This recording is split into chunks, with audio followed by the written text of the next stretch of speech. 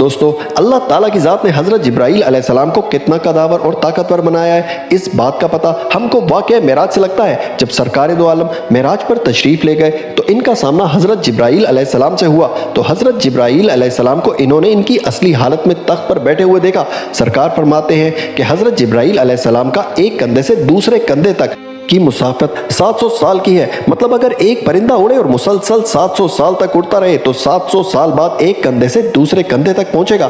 حضرت جبرائیل علیہ السلام کے پاؤں مبارک سبز رنگ کے ہیں۔ حضرت جبرائیل علیہ السلام کے 600 پر ہیں اور ایک پر اتنا بڑا ہے کہ پوری کی پوری روح زمین کو ڈھانپ سکتا ہے۔ حضرت جبرائیل علیہ السلام جب اپنے 600 کے 600 پروں کو کھولتے ہیں تو ان میں سے ہیرے جواہرات، زمرد اور یاقوت کی بارش ہوتی ہے۔